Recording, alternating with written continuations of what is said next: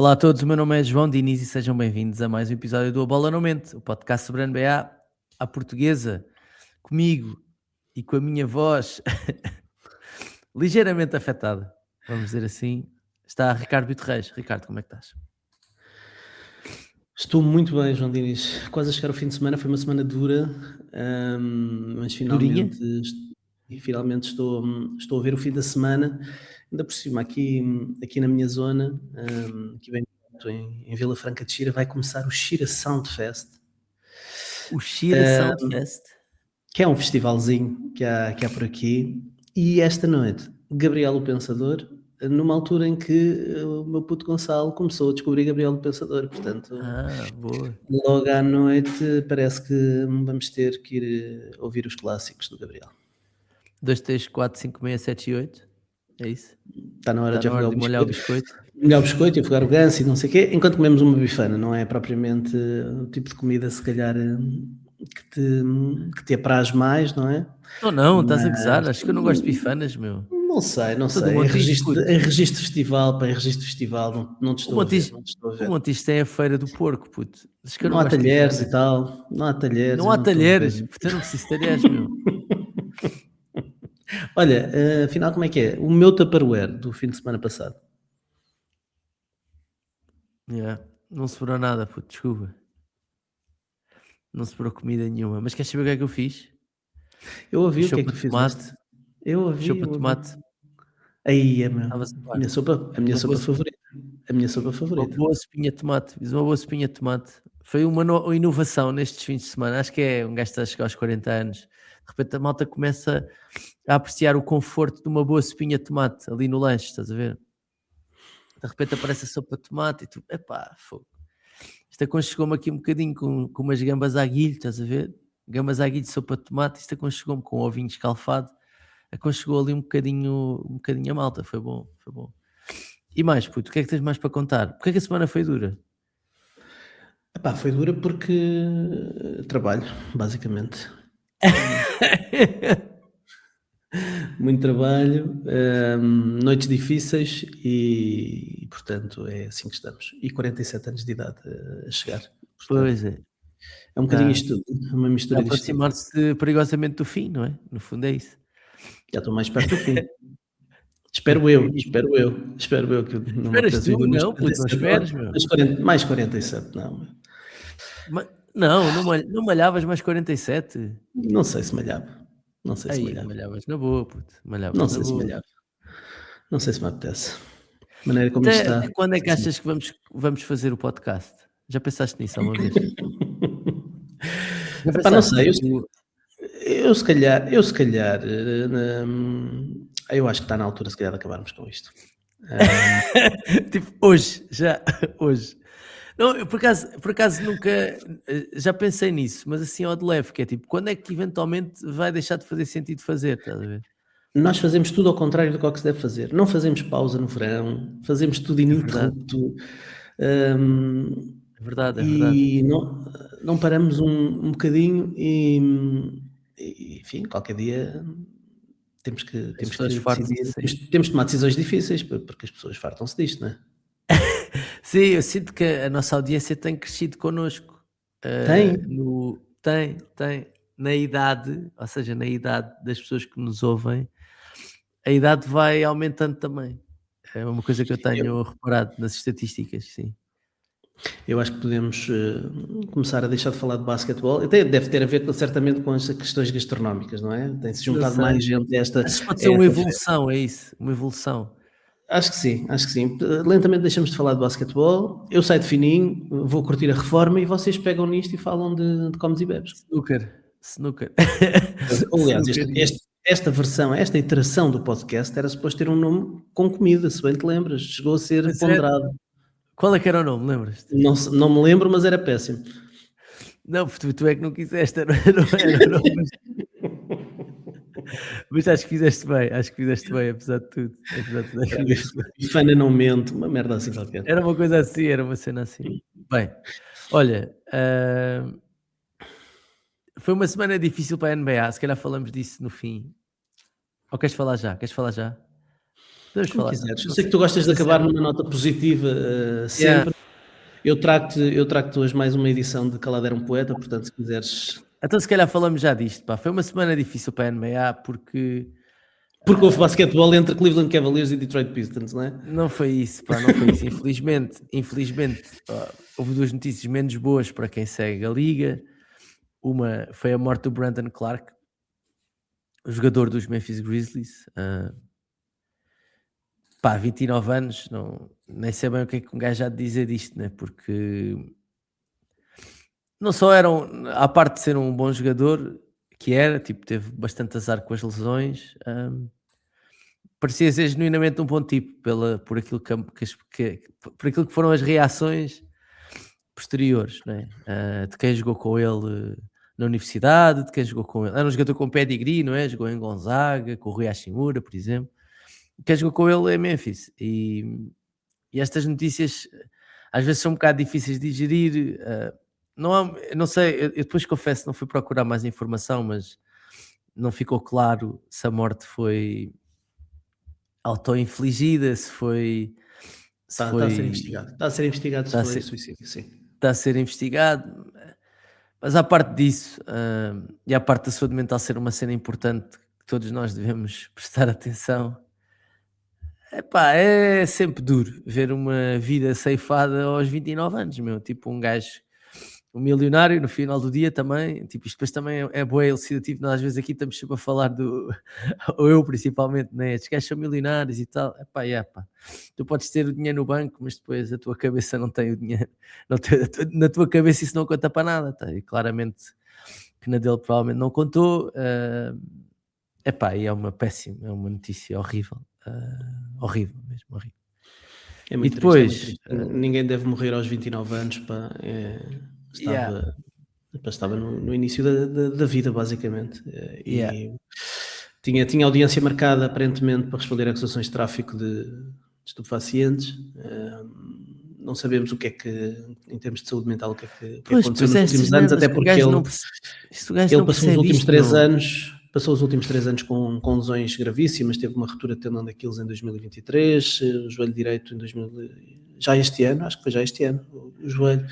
Andava com uma série de lesões graves que o impediam de fazer aquilo que ele mais gostava, não é? E aquilo que ele certamente acreditava que era o que sabia fazer melhor. E é muito triste ver um jovem partir assim, tão cedo. Yeah, yeah. E depois tivemos outra notícia péssima também, que foi a morte do Jason Collins, pá. E o Jason Collins era, eu acho, provavelmente um dos gajos, como é que eu ia dizer isto? Eu não gosto de chamar as pessoas de símbolos, né? Mas ele fez o que ninguém ainda tinha tido coragem de fazer na NBA, que foi assumir-se como homossexual enquanto ainda jogava. É verdade que foi só no último ano da carreira, mas não deixa de ser, para além de um tipo com extrema coragem, não é? Para fazer isso, porque o desporto masculino tendencialmente é machista, não é? Mas como dizia o Charles Barkley, quem acha, quem acha que nas ligas profissionais americanas não há vários homossexuais é burro. É burro. Pronto, não há, é uma questão estatística, até se quiseres. Portanto, o facto de ele ter feito isso, não houve mais ninguém na NBA a fazer isso, mas houve muitos atletas depois noutros desportos que fizeram isso. E como ele, há outros nomes, não, ele não foi o único nome, mas de facto era um tipo importante nesse aspecto. Como jogador, foi um jogador da NBA, normal, vamos dizer assim, mas a importância dele era maior do que aquilo que ele jogava. E epá, não tinha 29 anos, mas tinha 40 e tal, também. Era da tua idade, não era, puto? Tem Era da tua 47, idade, 47 da minha idade, da minha 47 idade, da anos. minha idade.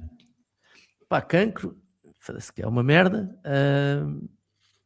Epá, yeah. E foi, pá, foi uma semana duríssima, pá, duríssima. É. Acho que foi para quem gosta da liga, não só o Brandon Clark aos 29 anos, mas o Jason Collins, que era, pá, um embaixador dos direitos LGBT, era um tipo muito importante na comunidade e muito importante, acho eu, para o desporto da NBA. E é mesmo duro.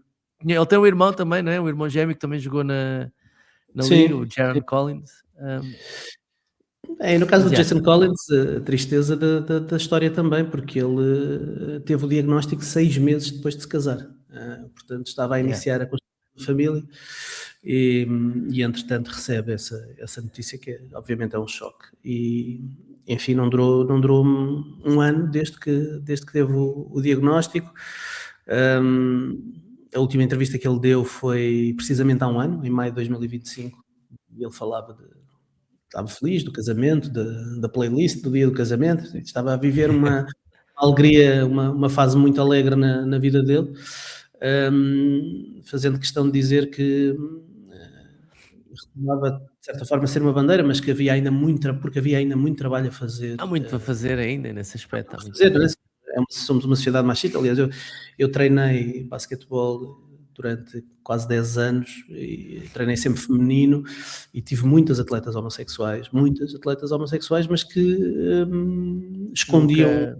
o facto e Yeah. que nunca tiveram se calhar a liberdade e a vontade para poder falar abertamente de uma coisa tão natural como a homossexualidade e que tinham contextos familiares difíceis e que Yeah. de facto temos muito Acho que o ainda mundo está melhor hoje, ainda assim, do que há 20 anos. Mas continua a haver muito trabalho para fazer, até porque sim, sinto que parte dos avanços que existiram, tipo, ainda não compensa, não foram suficientes para alguns retrocessos que tivemos recentemente na forma como se olha para quem não é exatamente igual a nós, pá, e isso, pá, entristece um bocado, e gajos como o Jason Collins tinham um papel importante nisso, mesmo que não o quisessem assumir, o facto de o terem feito com coragem, mesmo que não queiram ser uma bandeira, o facto de não terem tido medo de falar, acho que empodera outras pessoas também, não é? Tipo, claro, claro.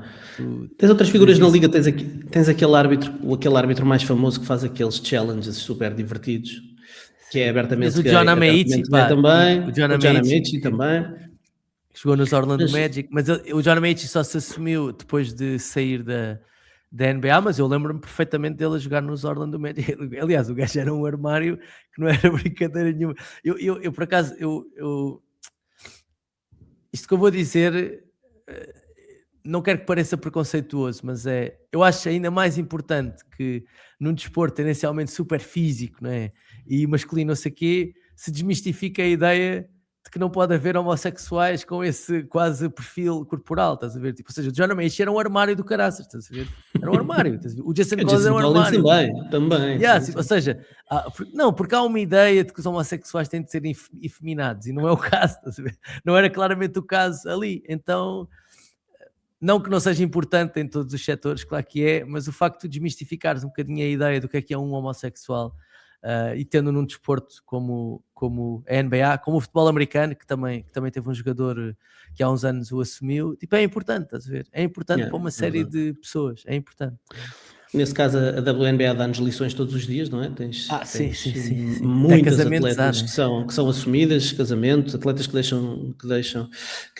há ali de facto muito mais abertura e dão-nos lições todos os dias, mas é preciso continuarmos a fazer todos os dias Yeah. enfim, para que possamos estar mais próximos. Olha, como diz o Gabriel o Pensador, para que saudemos mais as nossas semelhanças e que apontemos menos as nossas diferenças. É qualquer coisa assim desse género. Portanto, Aí para fazer está. aqui a Bom, pescadinha de rabo na boca. yeah. E como é que um gajo agora sai daqui para ir falar da NBA, né? Pois, duro. Eh, mas vamos falar, porque estamos a gravar isto na sexta-feira de manhãzinha, logo, logo à noite podemos acabar com as séries, não é? As duas séries que ainda estão em aberto, não é? Podem fechar, vamos ter os Cavs a receber os Pistons e os Spurs a irem a Minneapolis. As duas séries estão 3-2 para os Cavs e 3-2 para os Pistons, portanto pode acabar, ou podem as duas ir a jogo 7. Nesta altura está tudo em aberto e o jogo 7 é no domingo. Ricardo, começamos se calhar pelo Oeste. Uh, os Cavs foram ganhar a Detroit, um jogo após prolongamento. Um jogo que Gostava, eu sei que falamos disto às vezes nestes termos e tu não aprecias, mas eu vou usá-los, que é, eu não sei bem se foi um jogo bem ganho pelos Cavs, se foi um jogo mal perdido pelos Pistons, mas de facto os Cavs, paulatinamente e sem convencer propriamente, ah, estão lá, estão a um jogo de fechar, ainda não perderam nenhum jogo em casa nestes playoffs, portanto as hipóteses de fecharem isto, de fecharem isto logo à noite são elevadas. James Harden, aparentemente, mesmo com baixas percentagens, meio que voltou. Tivemos o Evan Mobley a jogar bem, epá, e tivemos o Donovan Mitchell, pronto, mais um jogo daqueles jogos dele.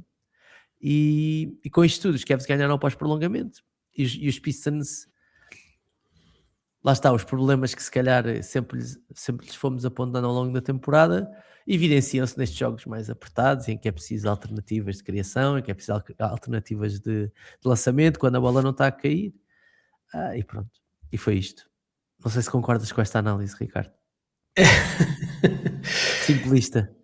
Uma série, eu confesso que esta série não tem sido nada Bem entusiasmante. aborrecida, puto. Bem aborrecida. Tenho adormecido várias vezes nos jogos desta série.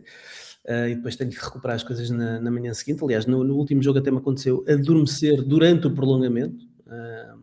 Estava animado a esse ponto. Estava bom. Mas, e tem sido uma série até relativamente previsível, com as equipas da casa a ganharem sempre, à exceção do último jogo. Portanto, só no último jogo é que tivemos finalmente os forasteiros a vencer. E é como tu dizes, quase sem se perceber se foi a equipa que ganhou, uma equipa ganhou, outra equipa que perdeu, porque houve um papel das duas equipas no resultado final. O Donovan Mitchell teve um jogo miserável, o último foi terrível. Mas eu estava a falar do jogo 4 do anterior, sim. Esse foi incrível, sim. esse foi incrível. Mas neste 5 foi terrível, mas mostraram alguma maturidade coletiva. Enfim, quando se aponta muitas vezes Max o dedo ao Evan Mobley, né? Jogou bem. O Max Strus apareceu, a tal figura de rotação que depois tem sempre que aparecer e fazer um joguinho, o Strus Game, não é? Depois o Evan Mobley a mostrar aqui um bocadinho de maturidade e a não se encolher nos instantes finais quando era preciso e quando o Donovan Mitchell não estava a conseguir meter a bola no cesto. A presença do James Harden, quase pacificadora, numa equipa que parece estar um bocadinho a andar sobre brasas, a ter ali o James Harden, que apesar de não ser garantia de tranquilidade em playoffs, o seu estatuto numa equipa... A falhar lances livres à toa, não é? Sim, mas fez uma bela partida, 30 pontos, 8 ressaltos, 6 assistências, não é? E 11, 14 de lances livres, e portanto acabaram por conseguir roubar esta vitória importante no jogo 5. Dizem que as séries os playoffs só começam quando alguém ganha um jogo fora de casa, mas o que fica para mim sobretudo é que ninguém está a conseguir acompanhar a excelência do Cade, e muita gente aponta o dedo ao Cade Cunningham pelas perdas de bola, pelos turnovers, por algumas más decisões, mas se ele tivesse uma equipa um bocadinho mais à sua medida, com atiradores que espaçassem o campo, com um poste que não se encolhesse, como o Jalen Duren se tem encolhido e tem sido uma sombra de si mesmo. Eu não sei até o que é que o Cade Cunningham estaria a fazer, porque ele já está a fazer números incríveis com uma equipa que está a ser merdosa à sua volta.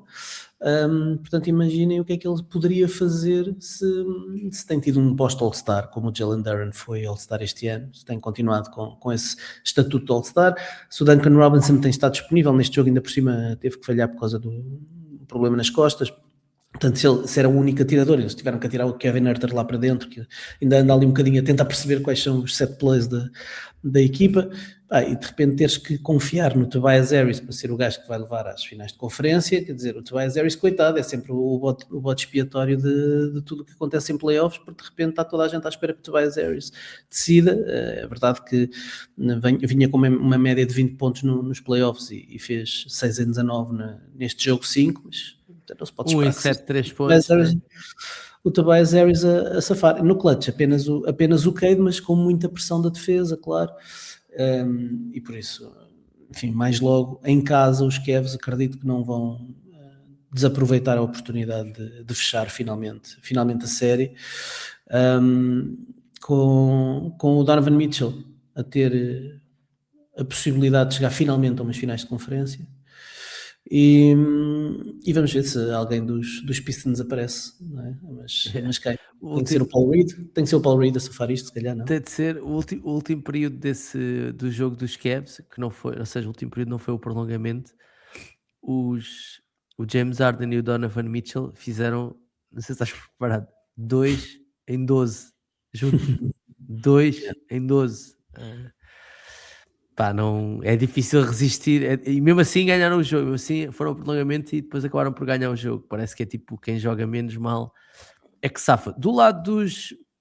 Já agora, tu achas que então que os Cavs vão fechar hoje? Achas que não vamos ter jogo 7? Epá, acho que está tudo a alinhar-se nesse sentido, tudo pode acontecer, mas parece-me que os Pistons agora estão aqui encostados às cordas e o público tem tido sempre um papel importante nesta série, e os Cavs sabem que se tiverem que voltar a Detroit, que pode ser difícil de fechar lá. Portanto, acho que os Cavs vão entrar claramente para fechar hoje. Yeah. Do lado do Oeste, tivemos uma surra, não é? Uma surra enganadora. Enganadora, porque o jogo foi mais equilibrado do que podia parecer, pelo menos na primeira parte, mas os Spurs acabaram por ganhar quase por 30 pontos aos Minnesota Timberwolves. O Wembanyama, 27 pontos, 17 ressaltos, 5 assistências, 3 abafos. É difícil, começa a ser ridículo já colocar um bocadinho em palavras o teto desta equipa. E estava a ver desta equipa não, o teto dele em específico. Estava a ver o Bill Simmons a falar um bocado sobre isto, que é, e nós já falámos aqui algumas vezes, que é, normalmente os jogadores quando ganham, ou os melhores jogadores das equipas quando ganham, têm um certo nível de maturidade já, tipo, estão ali já nos 27, 28 anos, o Giannis ganhou com 26, o Dwayne Wade quando foi MVP das finais era mais novo, é verdade, mas pronto, tinha o cheque, tipo, normalmente tu tens a tua pontas do teu prime para os 27 e para os 27, 28 anos, não é? Ora, o Wembanyama tem 22. O Stephon Castle tem. Peraí. 21, tem 21. Tem 21. O Dylan Harper tem 20. O Dylan Harper tem 20. Eles não me parecem estar a 5 anos de distância de ganharem. Não parece, estás a ver? Não parece. Quando o Embiid tiver de 27. Pelo contrário, eles parecem estar mais perto do que nunca. Eles estão a fazer o trabalho que os Thunder fizeram o ano passado, que é meio que estão a aprender a jogar em playoffs durante os playoffs, né? Ou seja, parece que aquilo está em constante aprendizagem. Óbvio que continua a depender muito do lançamento exterior cair ou não, mas esta equipa joga com uma maturidade irreal, não é? E a NBA parece-me estar a caminhar para uma liga onde as estrelas vão ganhar mais cedo. Porquê? Porque os contratos e as regras, não é, dos aprons e etc., vão impedir super equipas durante muito tempo, não é? Porque se o draftas bem, tens aqui o Dylan Harper, o Embiid, o Castle, não é? Tu tens aqui uma janela pequena para conseguires rodeá-los de veteranos que joguem e ganhem relativamente bem, porque depois o que vai acontecer é que quando eles começarem todos a receber o dinheiro que efetivamente merecem, as tuas figuras secundárias não vão poder ser tão boas, não é? Que é o que vai acontecer, por exemplo, com os Thunder, e por isso é que os Thunder são ainda mais assustadores que os Spurs, que é como eles têm tantas piques, não é? Eles podem ir sempre renovando os jogadores que têm, as segundas linhas, pronto. Mas pronto, tudo isto para dizer o quê? Os Spurs venceram o jogo 5 e podem fechar hoje em Minneapolis, frente a uma equipa que tenho a certeza que vai dar tudo, mas que tem tido se calhar Julius Randle a menos do que aquilo que precisava nesta série, já para não falar das lesões, não é? Que tem atormentado, do Anthony Edwards, do Donte DiVincenzo, que não está e que se calhar faz mais falta do que aquilo que um gajo podia pensar. Sim, Jaden McDaniels, o Naz Reid, estão todos tocados, toda a gente está tocada nesta fase da temporada. Nota-se que de facto o Anthony Edwards está muito limitado, não é? Problemas nos dois joelhos, mas não é gasto de se queixar e tem ido lá para dentro e enfim, os Spurs inteligentemente têm feito 2 contra 1 sistemático sobre o Anthony Edwards para o obrigar a passar a bola, que é coisa que ele tem dificuldade em fazer, ainda interpretar o 2 contra 1 e ver onde é que estão as vantagens e onde é que está alguém que possa depois criar um 4 contra 3. Ele agarra-se demasiado à bola, fica demasiado tempo a tentar perceber onde é que está exatamente a vantagem dos Wolves e têm perdido algumas oportunidades de se libertarem desse 2 contra 1. Tem sido uma arma usada muito bem pelos Spurs. E é o que tu dizes, os Spurs estão a aprender à medida que vai acontecendo. Aquilo que aconteceu no jogo 4 da cotovelada do Wemby ao Naz Reid foi um momento de grande aprendizagem, não é? Podia ser um momento que ia marcar, e ainda pode marcar negativamente estes playoffs, se eventualmente os Wolves viraram. Não esquecer que os Wolves estavam a perder 2-3 com os Nuggets, da última vez que foram à final de conferência, passaram os Nuggets e viraram a série ao contrário. Portanto, nada nos diz que os Wolves não podem fazer outra vez, apesar de parecerem claramente mais curtos e da oposição parecer melhor preparada. Mas o Embiid teve aquele momento de quase de frustração. Mitch Johnson veio dizer que ele obviamente tem que se defender da pancada que anda a levar, e anda a levar muita pancada nesta série, e demasiada pancada que está a ser permitida pelas equipas de arbitragem, mas tem que aguentar a bomboca, não é? Tem que se aguentar à bronca, e não pode fazer aquilo, porque objetivamente vai prejudicar a equipa, como prejudicou, porque perderam esse jogo. E portanto esperava-se que no jogo seguinte ele viesse e desse uma resposta. E deu 18 pontos logo no primeiro período, até o Mitch Johnson em 8 minutos, puto. Inacreditável. Até o Mitch Johnson decidir tirá-lo, que foi uma decisão que ficámos um bocadinho na dúvida do porquê, e acaba o jogo com uma linha estatística de 27-17-5, que é uma linha estatística que só fizeram o Anthony Davis, o Tim Duncan, o Shaq, o Hakim, o Karim, o Wilt e o Ralph Sampson. Portanto, Malta que joga pouquinho, né? É desta malta que estamos a falar. A questão é que os Spurs não são só o Wemby. O Wemby em si é um sistema defensivo, mas depois não é só o Wemby, é o que tu dizes. O Dylan Harper e o Stephon Castle, com o Wemby, fazem aqui um Big Three muito jovem, e tu hoje em dia já questionas quem é que é o melhor Big Three. Shea, J-Dub e Chet. Imagina que o J-Dub estaria saudável, que eu sei que é um exercício difícil de fazer nesta altura, ou o Wemby, Stephon Castle e Dylan Harper. E tu já questionas quem é que é o melhor Big Three neste momento na NBA. Não sei se tens opinião formada sobre isso já, mas... Não, eu acho que o Standard continua à frente aí, apesar de tudo. Porque... tens um candidato agora, a MVP. Tens o candidato a MVP, sim. Em ambos os lados, dos dois lados. Sim, a cena é que o candidato a MVP e o candidato a jogador defensivo do ano nos Spurs são o mesmo, estás a ver? E no Standard não. Mas eu acho que o Jalen Williams continua a ser melhor do que o Dylan Harper e o Stephon Castle. Não sei se vai ser sempre, e acima de tudo não sei se vai estar sempre disponível. Agora, o Dylan Harper, não sei se eu falei disto com o Lucas no outro dia. O Dylan Harper... Mas é uma coisa interessante. Hoje em dia tu escolhias o J-Dub à frente do Stephon Castle, por exemplo? Yeah. Olha, que eu não sei se fizesse essa pergunta aos 30 GMs da NBA, se os 30 diriam Jalen Williams. Mas não é por que ele está a jogar agora, se calhar. É por aquilo que pode jogar no futuro, não é? Pois. O lançamento é melhor, né? Apesar de tudo, no Jalen Williams. Sim, o lançamento é melhor, a criação, bem, o Stephon Castle vai fazendo algumas coisas, mas também faz criação, ambos defendem bem. A NBA hoje em dia parece que está a mudar um bocadinho e a ser menos dependente do lançamento exterior. Obviamente que ainda é uma coisa muito importante, mas cada vez mais os front office e as equipas estão a apostar em pressão no ar, em conseguir finalizar na área pintada, em ir para o lançamento mais eficaz, que são os lançamentos mais próximos do cesto. E com o Wemby, o Dylan Harper e o Stephon Castle, tens 3 gajos que te fazem provavelmente mais pressão no ar do que qualquer outro trio na NBA. É claro que depois precisam de balançar isso com um bocadinho de lançamento exterior, e é isso que eles não têm ainda com volume e com eficácia, mas o que eles já conseguem fazer ao nível de colocar pressão no ar, de finalizar ali nas áreas mais próximas do cesto, é incrível. E o Dylan Harper nisso é notável. Um miúdo que é rookie, que saía do banco na fase regular, que não jogou assim tantos minutos quanto isso, de repente chega aos playoffs e está a decidir jogos de playoffs, jogos absolutamente determinantes, está a decidir pela sua capacidade de criar 1 contra 1, finalizar perto do aro, ser destemido, ir lá abaixo acabar e pendurar na cabeça de qualquer gajo do lado contrário, a mostrar uma maturidade acima da média, quando tu esperavas que fosse o De'Aaron Fox a fazer isso. É o Dylan Harper. É o mais novinho de todos, e isso é inacreditável.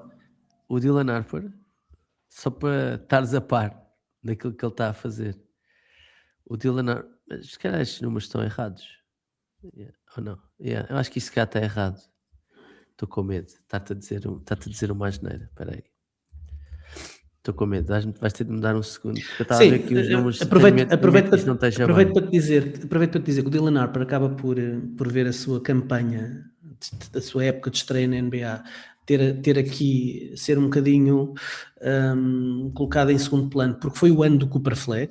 O Cooper Flag, obviamente, roubou todas as manchetes, e depois o Con Knippel, durante a fase regular, também foi um jogador que teve logo um impacto imediato. E o Dylan Harper acabou por ficar com um bocadinho menos de imprensa, mas tens muita gente a dizer que este ano, que é considerado um dos melhores drafts das últimas décadas, o Dylan Harper provavelmente seria escolhido à frente do AJ Dibance, do Darren Peterson e do Cam Boozer, porque ele é esse gajo, tem esse nível de talento.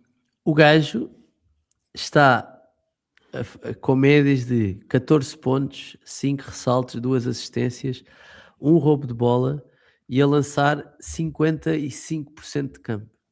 E mais 73 de net rating com ele em campo. Mais 73. Pá, é bué, meu. É bué. E o Castle, 19 pontos, 4 ressaltos, 6 assistências, 1 roubo de bola e a lançar 46 de campo e 43 pontos. Não sendo ele um lançador. Pá, não sei bem onde é que isto está parado, mas pronto, tudo isto para dizer o quê? Spurs em 6, não é? Achas que vão conseguir? ou achas que os Timberwolves vão fazer ali das tripas coração e vão levar isto para o jogo 7? Eu acho que é difícil apostar contra os Timberwolves, tem sido. É arriscado apostar contra os Timberwolves, e eles em casa vão ter um apoio incrível, vão querer estender a série. O Anthony Edwards, que contagia a equipa, como vocês falaram no último episódio, para o bem e para o mal, mas sobretudo para o bem, há de vir com tudo, e ninguém se vai lembrar que ele está com problemas nos joelhos. Agora vamos ver que tipo de killer instinct é que estes Spurs revelam num jogo 6. É verdade que eles, se calhar, eu não sei se pode dizer que eles têm o conforto de ter o jogo 7 em casa. Não sei se isso é um conforto, ter que ir a um jogo 7 para uma equipa tão inexperiente, com tanta gente nova, inexperiente, mas eles têm dito que se estão a cagar um bocado para a inexperiência, e portanto eles vão roubar jogos a qualquer lado, e portanto podem perfeitamente chegar a Minneapolis e roubar o jogo, até porque estás a ter, ao contrário da primeira ronda, em que o Rudy Gobert foi provavelmente o MVP dos Wolves contra o Nikola Jokic.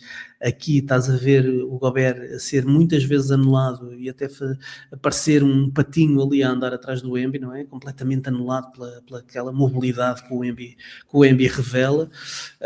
Isso aliado ao facto do McDaniels estar com umas elas do Anthony Edwards, estar claramente limitado e ele vai com 2 contra 1 sistematicamente. Acho que está aqui uma clara vantagem aos Spurs. Vai haver certamente muita provocação, se tens reparado, e aconteceu muito no jogo 5, aquilo que o Embi categorizou de rage baiting, não é? Sistemático, não é? O McDaniels, o Ayodosun, o Randall, o próprio Anthony Edwards, e ele, obviamente, depois da cotovelada que deu no jogo 4, e depois de ter sido recebido pelo Greg Popovich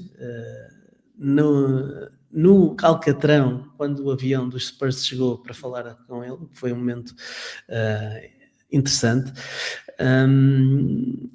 extremamente reverente, e a baixar a cabeça e a dizer que sim, perante o papá ou o avô que estava ali à sua frente, a dar-lhe na cabeça e a explicar-lhe que ele devia ter mais calma, porque isto é o que pode decidir eles continuarem em frente ou ficarem para trás.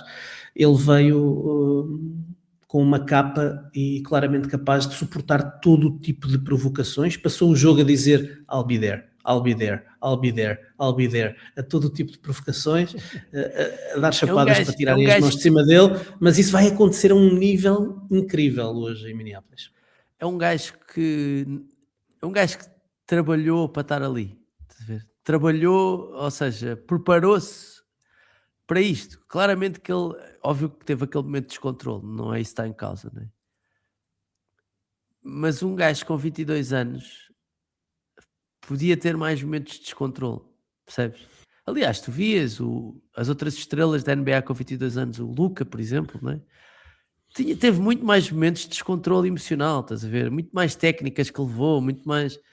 Este gajo preparou-se para ser o melhor jogador do planeta. Tipo, O objetivo sim. dele é ser o melhor jogador do planeta, quiçá o melhor de sempre, estás a ver?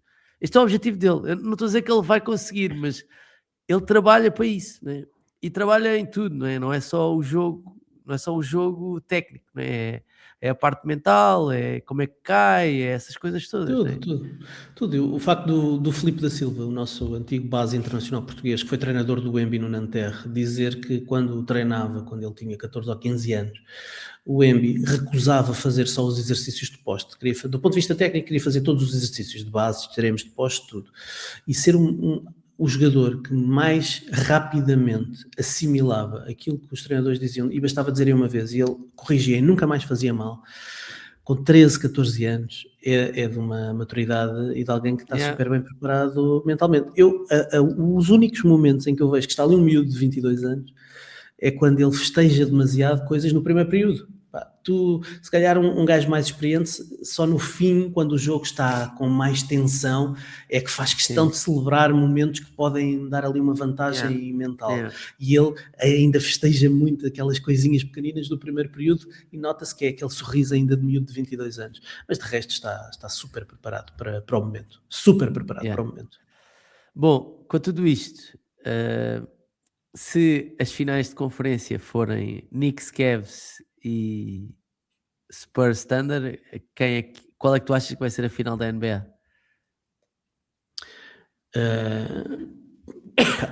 Vou ser sem saborão e vou dizer que Thunder Knicks será a final que provavelmente será a que eu espero, mas se os Spurs continuarem a surpreender, ninguém nos diz que os Spurs não conseguem ganhar Mas este os Oklahoma Knicks City claramente Thunder. favoritos. Knicks claramente favoritos.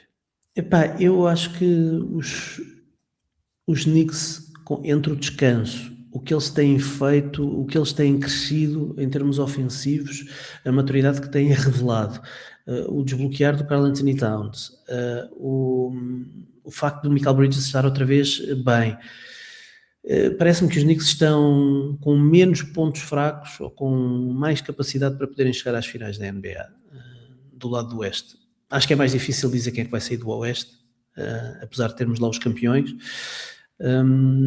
porque estes Spurs de facto são surpreendentes e imprevisíveis. Yeah. O que é que tu apostas? Qual é a tua aposta? Tens vontade de apostar nos Spurs, não é? Nas finais da NBA? Meu, claro que tenho, porque sou um gajo que gosta de rotatividade. Sim, certo, mas do ponto de vista E puramente acho que analítico, Spurs Knicks era mais engraçado. ainda me lembro da velhinha final do Spurs contra Knicks, com aquele triplo do Avery Johnson do canto. Tenho lá Spurs isso Knicks, gravado numa cassete VHS algures. Spurs Knicks tinham um lado que os Knicks ganharam a final, não é, da NBA Cup aos Spurs. Ia ser o Madison Square Garden vai estar a arder, não é? Tipo, é mais fixe ver uma equipa que não passou ainda por essas coisas ali e acho que seria mais equilibrado do que Knicks Thunder, que acho que não vai ser equilibrado. Acho que vai ser para aí 4-1, seria para aí 4-1. Pronto. Portanto, eu gostava que fosse Spurs Knicks, mas provavelmente vai ser Spurs Thunder. Desculpa, vai ser Thunder Knicks, sim. E pronto. Bom, avançamos. Bora. Temos de ir às odds que não mentem dos nossos amigos da Betano.pt. Como sabem, a escolha do consumidor e marca 5 estrelas é apostas esportivas. Como é que estão as odds para o título? Temos Thunder favoritos, 1,44, Spurs 3,15, Knicks 5, Cavs 17, Pistons 26 e Timberwolves 65.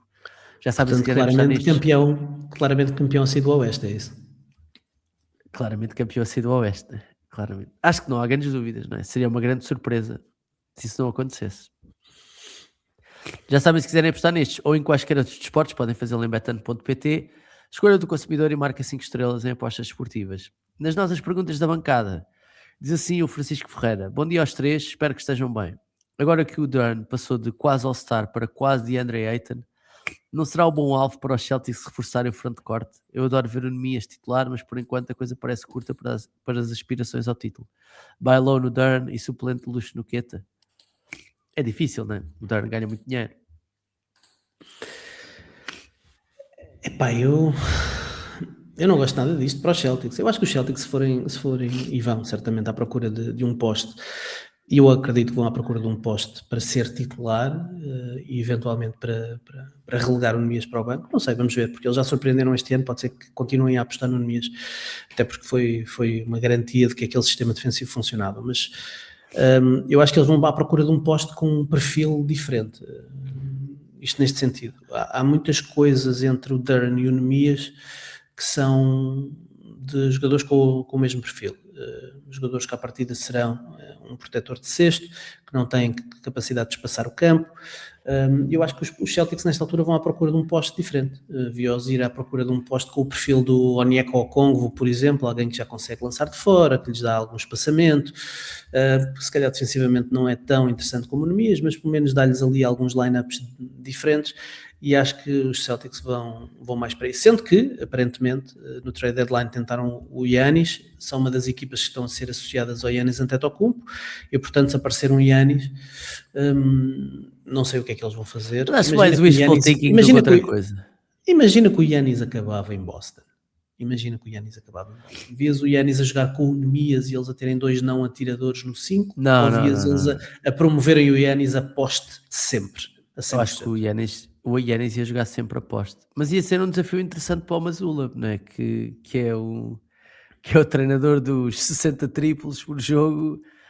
Com o Giannis não ia acontecer, não é? Como é que ia ter de explorar outras vertentes do jogo, não é? Não estou a dizer que não podia haver momentos em que eles não pudessem jogar os dois, mas até porque o Giannis, quer dizer, agora se calhar com o avançar da idade não, mas ele consegue defender cá fora alguns jogadores. Bem, vamos esperar que isso aconteça primeiro para depois podermos analisar com calma, mas eu acho que os Celtics têm zero interesse num jogador como o Jalen Duren. Preferem um poste com um perfil completamente diferente, e não podemos esquecer que os Celtics precisam de 2 anos abaixo do Tex para poderem fazer, para zerar o repeater tax, e portanto à partida não estarão muito dispostos em gastar muito dinheiro. Obviamente para vir o Jalen Duren provavelmente tinha que sair um Jaylen Brown para o outro lado, enfim, não sei, mas vamos ver o que é que eles vão fazer. Diz assim o Pedro Leiria, que até mandou 2 perguntas. Pois malta, com o second round a ser uma seca, seguem 2 ou 3 perguntas random. Jaylen Brown vai ser trocado este verão? Se sim, que pacotes vê os Celtics a fazer? Qual é o top 3 de equipas que acham que se vão mexer mais este verão? Por último, gostava que deixassem um comentário à camisola vintage da seleção portuguesa que o Zach Lowe estava a utilizar no último programa. A esposa croata deve andar a pegar-lhe o gosto europeu. Abreijos a todos. Jaylen Brown, já falámos dele, de ser trocado no verão? Eu acho que sim. Por acaso eu acho que sim. Esta semana não trago o Jaylen Brown para a rubrica Calado és um Poeta, mas ele tentou entrar mais uma vez. Teve. Está a fazer uma tour por todo o sítio possível e imaginário. Foi ao programa de Jennifer Hudson, fartou-se dançar, foi muito bonito. E teve num podcast, que eu nem percebi qual é que era o podcast, apanhei apenas uns cortes no Twitter, em que ele falava que tinha sido a pressão dos adeptos dos Celtics que tinha obrigado o Brad Stevens a colocá-lo como titular, quando o Brad Stevens ainda era treinador. Eu não sei se... Eu penso que começa a virar... a ter o meu casaquinho da teoria da conspiração, começa a ficar um bocado João Diniz. Há aqui uma João Dinização de Ricardo Brito Reis, quando eu começo a olhar para o Jaylen Brown, parece-me que está a mandar assim uns golpes ao Brad Stevens de vez em quando. Está demasiado. Top 3 equipas que acho que se vão mexer mais este verão. Sei, equipas que não atingiram os objetivos, não é? Os Cavs, eu acho que se fossem eliminados seriam uma delas. Já falámos no passado os Sixers despediram o Daryl Morey, não é? Não falámos dele ainda, mas é o fim de uma era também. Ali em Filadélfia são capazes de mexer se conseguirem alguma coisa. Pois, não sei essa margem para mexer. Difícil é se conseguem, né? O Josh Kroenke, o dono dos Nuggets... Os Orlando Magic. Sim, os Nuggets assumiram que... O dono disse que tudo estava em cima da mesa à exceção do Nicola. Portanto, acho que há ali vontade de facto de mexer. São algumas das equipas, sim. Mas vamos ver. Vem draft, vem free agency, vem Giannis. Giannis há de ser uma peça do dominó. Se de facto cair que pode fazer mexer muita coisa. Vamos ver. Quanto ao Zach Lowe, pena só ter sido com o número 7, mas o Zach Lowe gosta de futebol, não é? Mas ele já tinha usado, não foi a Já primeira tinha vez. usado, já tinha usado Não foi a noutro primeira podcast vez. há uns tempos. É verdade. Ele também, o Pedro Leiria também pergunta, para vocês quais as possibilidades do Embiid e os Spurs ganharem o título? Se ganharem, acham que já se começa a ter a conversa que ele pode ser um top 5 all time ou acham que ainda é muito cedo? E ainda tem de ganhar mais alguns títulos para poder entrar nesta conversa? Eu vou já responder a esta. Sim. Calma. Isto porque no outro dia vi o jogo dos Spurs e digo-vos uma coisa, é assustador pensar que o homem ainda só tem 22 anos. PS, vamos ter lives nos primeiros jogos das finais de conferência e ou em junho, na noite da escolha do draft, seria top. Abreijos a todos. Estamos em conversações com o patrão, não é? Estamos a pensar nisso. Sim, sobre os lives. Diz assim o Nuno Pinto. Olá, trio maravilha, espero que estejam bem. 3 perguntas rápidas. Jalen Brown por Giannis, quem desliga o telefone primeiro? Os Bucks. Kawhi por KD, quem desliga o telefone primeiro? Acho que desligou os dois o telefone ao mesmo tempo. E faz sentido reduzir o tempo dos jogos de 48 para 40 minutos por jogo. Reduziríamos a época em 14 jogos indiretamente, claro. É uma coisa que já foi falada, mas não sei se vai acontecer. Eu sou apologista de que o jogo deve ser uniformizado, portanto o basquetebol que se joga deve ser jogado da mesma maneira em todo o mundo. Não me faz sentido que joguem 48 minutos na NBA, 40 minutos na FIBA, que na NCAA se joguem 30 segundos de shot clock. Nada dessas coisas me faz sentido, parece-me que tem que haver uma uniformização. Agora, não sei até que ponto na NBA a redução para 40 minutos ia significar menos load management. O que me parece é que iam cortar os minutos dos jogadores de banco, dos jogadores de rotação. Ou seja, as estrelas que já estão habituadas a jogar 33, 34 minutos, iam continuar a jogar 33, 34 minutos e depois ias ter ali 2 minutos por período para os outros jogadores da rotação. Portanto, não sei até que ponto isso ia servir de alguma coisa na NBA. Diz assim o Mário Cardoso. Boas, malta. Seguindo o tópico de malta mal comportada, 2 perguntas para vocês. Primeira, qual a odd de ter sido uma condição imposta pelo Steve Kerr para continuar a saída do Draymond Green? 2, Jalen Brown por Franz Wagner e Wendell Carter Jr., quem diz não primeiro. Um abraço. Esta troca é engraçada, por acaso. Fiquei com um bocadinho de inveja a não me lembrar, mas eu diria que os Magic dizem que não. Eu também acho que os Magic dizem que não. Dizem que não. Se fosse Jalen Suggs e o Wendell Carter Jr. por Jalen Brown, eles diriam que sim. Mas aí os Celtics também não queriam. Pois não. Faz sentido o Wagner ali e um poste para adicionar à rotação. Isso era mel para Boston. Isso era mel. Era Mélio. Sobre o Steve Kerr e o Draymond Green. O Draymond Green vai continuar lá. Viste o Draymond Green no roast do Kevin Hart ou não? Não vi. Não vi nada do roast do Kevin Hart. Eu gosto muito de roast, estás a ver? E o Kevin Hart, não sendo o gajo que tem o texto mais engraçado, ele é em si um gajo engraçado. Ele é um gajo engraçado a viver na vida, estás a ver? A personagem dele. E há o Jeff Ross, que é assim o roast master, não é? Um gajo que já fez imensos roasts, é considerado um dos melhores gajos a fazer roast. Entrou e a primeira piada que fez sobre o Draymond Green foi Draymond, como é que estás? O Steph não está cá, mas carregou-te até aqui, não foi? Como no resto da vida.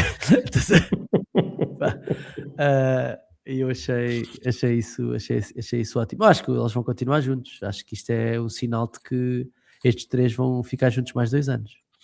Parece. Sim, o Steph tem apenas este ano, o próximo ano de contrato, mas parece-me que está aqui via aberta para poder continuar pelo menos mais um em este mais outro, não é?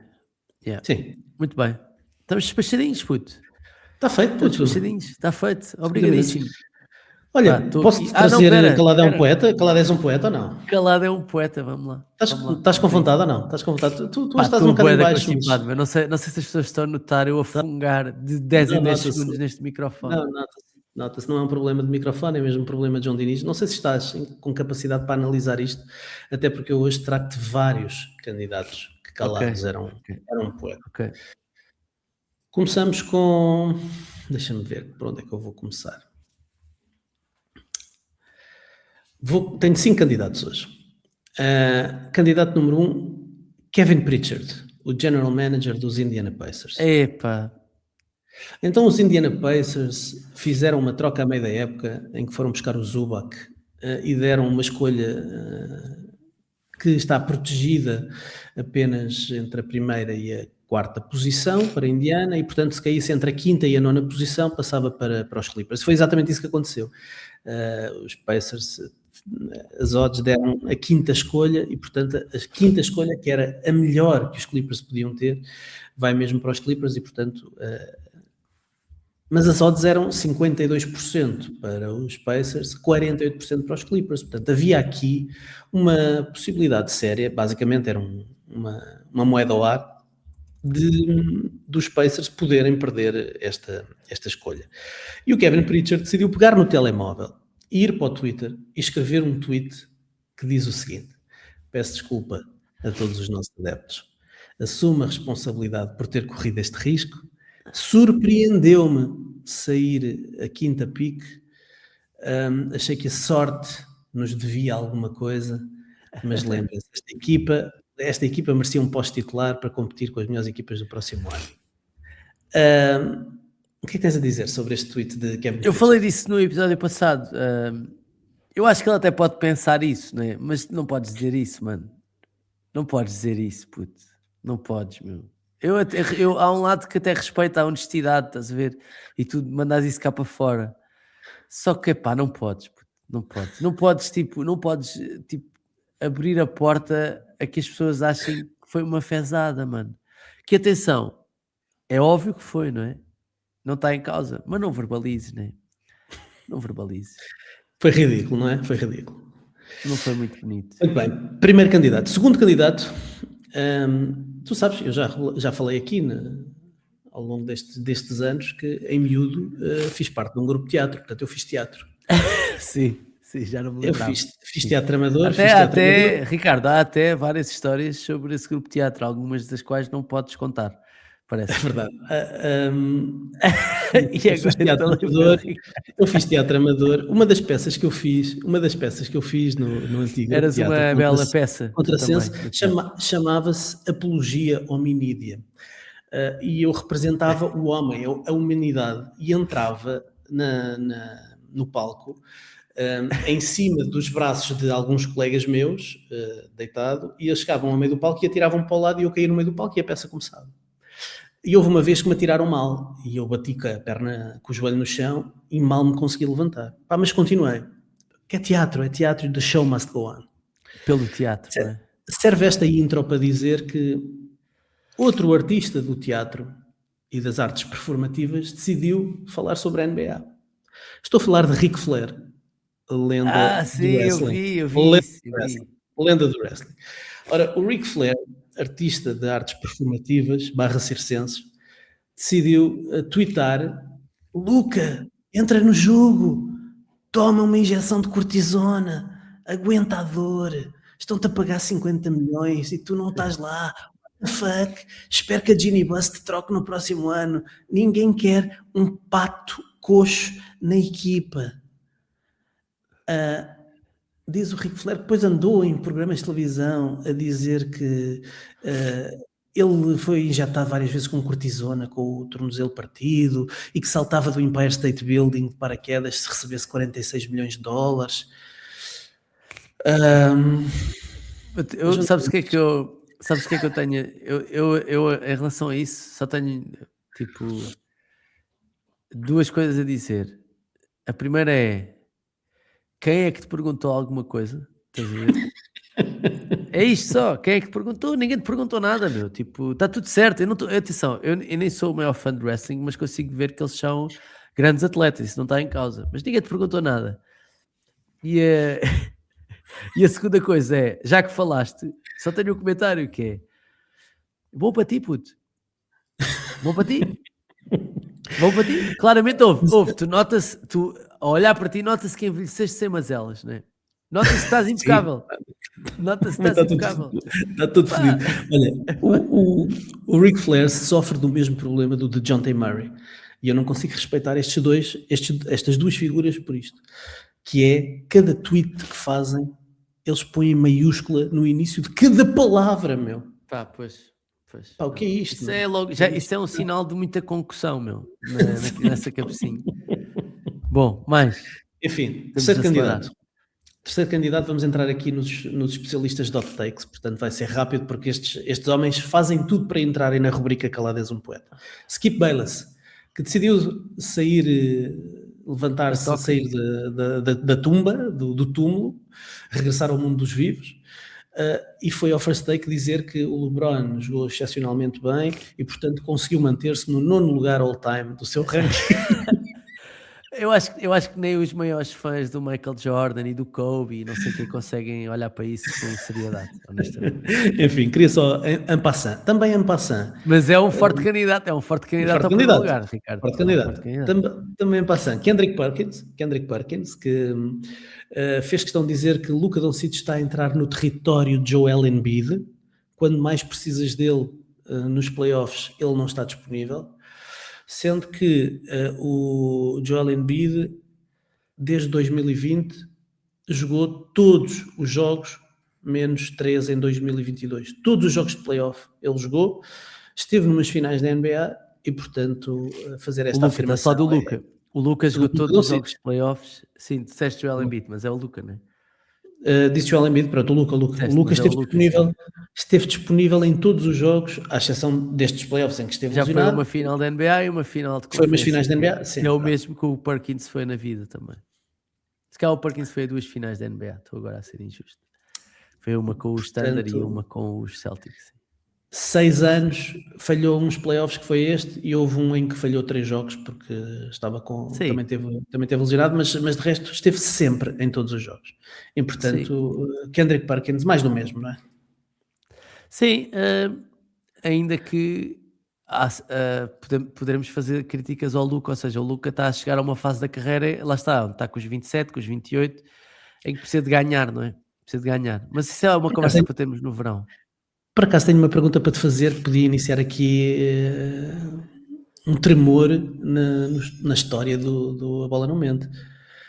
Com a emergência de Victor Wembanyama, acreditas que Luka Doncic nunca vai ganhar um MVP na sua carreira?